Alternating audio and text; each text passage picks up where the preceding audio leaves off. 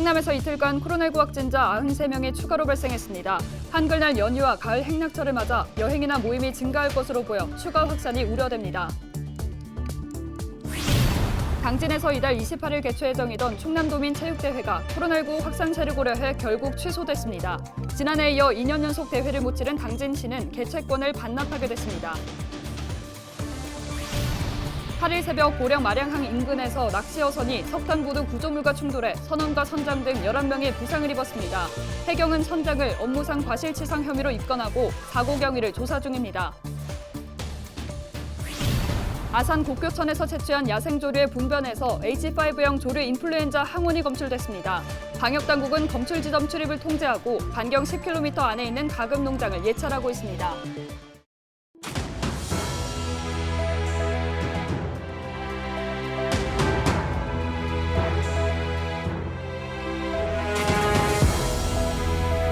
여러분 안녕하십니까? 헬로티비 뉴스입니다.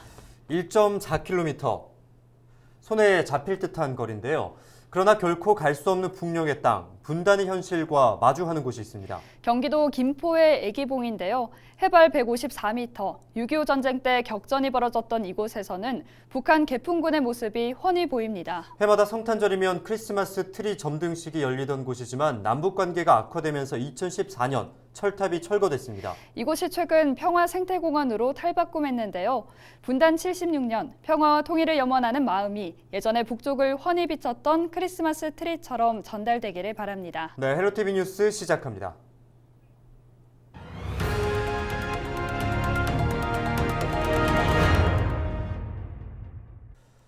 (7일) 충남에서 코로나19 신규 확진자 61명이 발생한 데 이어 8일 오전 32명이 추가 확진됐습니다. 시군별 추가 확진자 수는 천안 13명, 아산 5명, 서산 4명, 홍성 2명 등입니다. 주요 감염 경로는 기존 확진자와 접촉하거나 다른 지역 확진자와 접촉한 사례가 대부분입니다. 8일 오전 기준 충남 전체 누적 확진자 수는 9,578명입니다. 도내 인구 대비 백신 접종률은 1차 80%, 완료 61%를 각각 보이고 있습니다. 당진에서 이달 28일 개최 예정이던 충남도민체육대회가 취소됐습니다. 충남도 종합체육대회위원회는 7일 회의를 열고 개최지인 당진시의 요청에 따라 올해 도민체전 취소를 최종 확정했습니다. 당진시와 당진시 체육회는 코로나19 확산세와 학생들의 백신 미접종 상태 등을 감안해 이같이 결정했다고 밝혔습니다. 지난해 이어 2년 연속 대회를 못 치른 당진시는 개최권을 반납하게 됐습니다. 이에 따라 72회 도민체전은 내년 9월 보령시에서 열릴 예정입니다. 아산 곡교천에서 채취한 야생조류의 분변에서 H5형 조류 인플루엔자 항원이 검출됐습니다. 농림축산식품부와 환경부는 검출 지점의 출입을 통제하고 반경 10km 안에 있는 가금 농장을 예찰하고 있습니다. 고병원성 여부 판정은 3에서 5일 뒤에 나올 예정입니다. 농식품부는 해외에서 겨울철새가 국내에 오기 시작해 조류 인플루엔자의 발생 가능성이 큰 엄중한 상황이라며 농가의 방역 수칙을 준수해달라고 당부했습니다. 8일 새벽 5시 40분쯤 서천 마량항 인근에서 8톤급 낚시 어선이 신서천 화력발전소의 석탄보드 구조물과 충돌했습니다. 이 사고로 어선에 타고 있던 2명이 어깨와 쇄골에 골절을 입었으며 선장을 포함한 나머지 9명은 가벼운 타박상을 입어 병원으로 이송됐습니다. 보령 해경은 선장을 업무상 과실치상 혐의로 입건하고 정확한 사고 경위를 조사하고 있습니다. 충남이 전국에서 성면 피해자가 가장 많은 것으로 확인됐습니다. 전국에서 성면 피해 구제 판정을 받은 사람 5,200여 명 중 충남 지역 피해자만 약 2,000명인데요. 충남의 피해가 집중된 이유를 정호석 기자가 알아봤습니다. 홍성 주민인 이남옥 씨는 성면광산이 있는 광천읍에서 70년째 거주하고 있습니다. 박공순 씨는 보령에 있는 성면광산과 성면을 가공하는 공장에서 10년 동안 일을 했습니다. 두 사람 모두 폐에 성면가루가 쌓여 암과 여러 질병을 유발하는 성면폐 판정을 받았습니다. 이 씨는 성면폐로 인해 몸무게가 17kg 가까이 줄고 좋아하던 등산도 못하게 됐습니다. 박 씨는 성면 피해로 호흡기에 문제가 생겨 기존에 해오던 농사를 짓지 못하게 됐습니다. 농사 짓는데 성면 피해 2급인데 2급으로 가뻐서 일을 못해 잘. 그래서 2급 못해 일도 못하고 여러 가지로 활동하기가 어려워요. 그래서 생계비라도 좀 정부에서 지원해 줬으면 좋겠습니다. 최근 11년간 전국에서 성면 피해 구제 판정을 받은 사람은 모두 5,300명 가까이 됩니다. 이 중 충남 지역 피해자는 1,900여 명으로 전체의 36%를 차지해 전국에서 가장 많았습니다. 환경보건시민센터 등 환경단체는 충남에 성면광산이 많은 데다 폐광산이 방치되면서 주민들이 오랜 기간 성면에 노출됐기 때문이라고 설명했습니다. 실제로 전국 폐성면광산 38곳 가운데 25곳은 충남에 있습니다. 특히 홍성과 보령에 17곳이 집중돼 있는데 전체 피해자 5명 중 1명은 두 지역 출신입니다. 환경단체는 성면 피해자를 발굴하고 피해자가 많은 곳에 검진과 치료 기관을 설립하는 등 관리와 지원이 필요하다고 이야기합니다. 성면 안전 관리가 이제 앞으로 잘 돼야 될 것 같습니다. 지금도 사실은 농촌 지역, 특히 충남 지역 같은 경우는 폐성면 지붕 같은 것들이 아직도 있습니다. 그런 것들이 조금 더 빨리 다른 지역보다 수거되는 것들이 성면 피해를 예방하는 데 도움이 될 것 같고요. 충남도는 2009년부터 전국 최초로 성면 TF팀을 구성해 매년 건강 영향 조사를 진행하고 있습니다. 도내 25개 폐성면 광산에 대해 덮어놓은 성면이 드러나지 않도록 보수 공사도 진행하고 있습니다. 이와 더불어 성면 피해자들이 보상받을 수 있도록 환경부에 건의할 계획입니다. 성면 피해를 입은 도민이 구제급여를 받지 못하는 경우가 없도록 저희가 계속 건강영양수사 등을 추진하고 있고요. 그리고 시민단체 등과 관련 의견들을 계속 수렴해서 환경부에 적극 건의 등 지속적으로 제도 개선을 위해 노력하고 있습니다. 10년에서 50년까지의 전복기가 있는 성면 피해. 앞으로 더 많은 피해자가 나올 것으로 예상되는 만큼 관련법 개정과 지원 정책 확립이 필요합니다. 헬로티비 뉴스 정호석입니다. 문재인 정부의 마지막 국정감사가 진행 중입니다. 국회는 12개 상임위원회에서 정부 부처와 산하기관, 지자체 등을 대상으로 감사를 이어가고 있는데요. 우리 지역 충남과 관련된 주요 이슈들을 정리했습니다. 정선영 기자입니다. 최근 10년 사이 외국인이 사들인 충남도 내 건축물이 10배 가까이 증가한 것으로 조사됐습니다. 조호섭 의원이 국토교통부 자료를 분석한 결과 지난해 외국인의 도내 건축물 매수 건수는 485건으로 2010년보다 9.3배 증가했습니다. 매수 금액은 544억 원으로 같은 기간 9.9배 늘었습니다. 조 의원은 외국인이 국내 부동산 시장에 미치는 영향을 파악하기 위해 기초적인 현황 조사부터 서둘러야 한다고 말했습니다. 충남 유치원 무상급식 단가가 전국 꼴찌 수준인 것으로 나타났습니다. 안민석 의원이 공개한 교육부 자료를 보면 충남 사립유치원의 식품비 단가는 1,920원으로 무상급식을 시행하고 있는 전국 13개 시도 가운데 가장 낮았습니다. 한 끼 단가가 2,830원으로 가장 높은 경기도와 비교하면 900원 이상 차이가 납니다. 안 의원은 교육청과 지자체의 재정 사정에 따라 지역마다 급식질의 차이가 발생하고 있다며 정부가 최소 기준을 정하고 재정을 지원해야 한다고 촉구했습니다. 충남도 내 어린이 보호구역에 설치된 과속 단속 카메라 10대 중 4대는 설치만 해놓고 운영하지 않고 있는 것으로 조사됐습니다.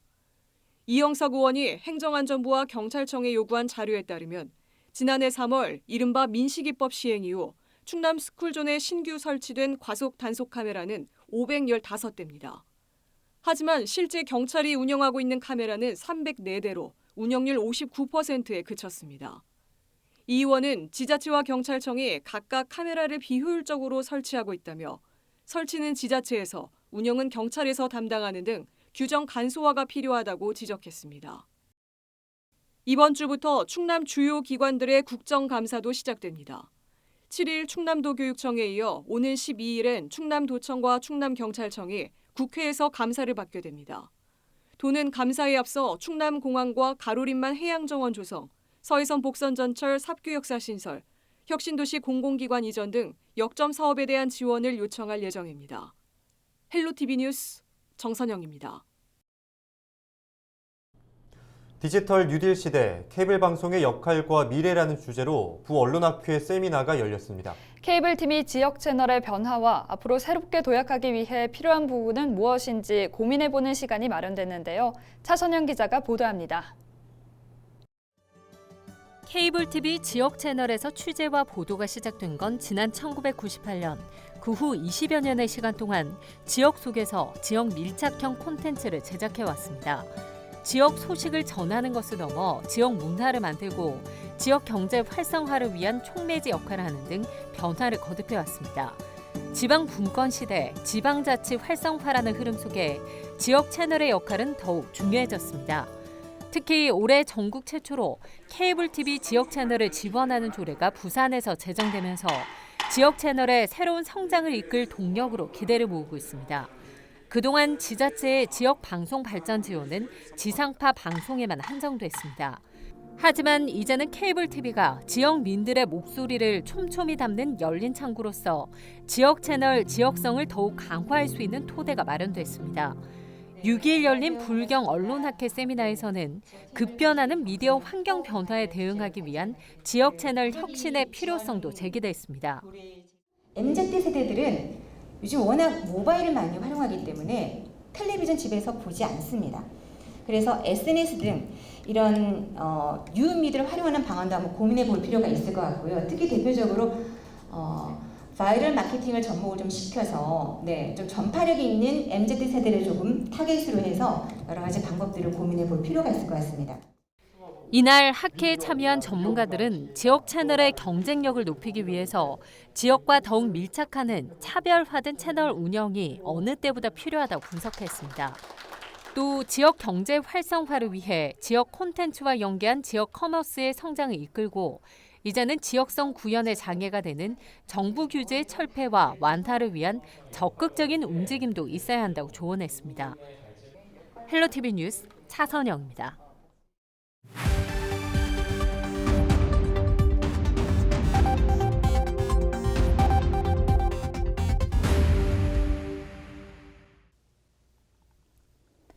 시청자 여러분 안녕하세요. 주민 여러분의 교통 안전을 책임지고 있는 충청남도 경찰청 장은효 경장입니다.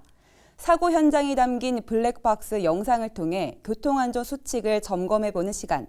오늘의 첫 번째 영상부터 만나보겠습니다. 지난 1월 논산의 한 도로. 좌회전한 블랙박스 차량이 중앙선을 넘어가더니 마주오는 차량과 충돌하는 사고가 발생합니다. 가로등이 운영되지 않는 인적 드문 시골길을 주행할 때는 특히 안전운전하셔야 합니다. 속도를 줄이고 전방을 살피면서 차선을 혼동하는 일이 없어야겠습니다. 다음 영상 이어서 보겠습니다. 지난 4월 홍성의 한 도로. 블랙박스 차량이 2차로에 정차 중인 차량을 들이받는 순간 차량 위에서 작업 중이던 남자가 추락하는 사고가 발생합니다. 차량 소유주인 피해자가 중상을 입는 안타까운 사고였는데요. 야간에는 신호위반, 음주운전, 졸음운전 차량이 많기 때문에 낮 시간보다 더 예민하게 운행을 해야 합니다. 항상 전방을 주시하고 주변을 살피면서 안전운전하시길 당부드립니다. 계속해서 다음 영상 보겠습니다. 지난 5월 내포의 한 도로, 암행 단속 영상입니다. 순찰차 전방으로 배달 오토바이가 횡단보도를 가로질러 건너갑니다. 이를 발견한 순찰차가 오토바이 단속에 나섭니다. 얼마 못 가 검거되는데요. 오토바이는 인도, 횡단보도를 주행할 수 없으며 위반 시 범칙금이 부과됩니다. 코로나로 인한 비대면 시대 이륜차 운행 증가가 불법 운전으로 인한 사고 증가로 이어지고 있습니다. 빠르게보다는 안전하게 운행하시길 당부드립니다. 지금까지 블랙박스로 본 교통안전 장은효 경장이었습니다.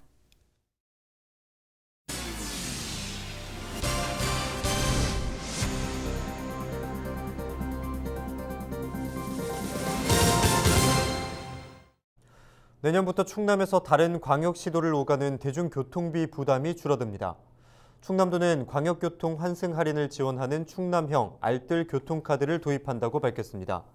알뜰 교통카드는 대중교통 이용 시 보행이나 자전거 등 이용 거리에 따라 마일리지를 지급하고 카드사가 교통비를 추가 지원해 최대 30%를 절감하는 제도입니다. 이외 지하철과 버스 기본요금 수준인 1,250원에서 1,500원을 추가로 할인받을 수 있어 충남도민의 교통비 부담이 절반 수준으로 줄어들 전망입니다. 이상으로 뉴스를 마칩니다. 함께해 주신 여러분 고맙습니다.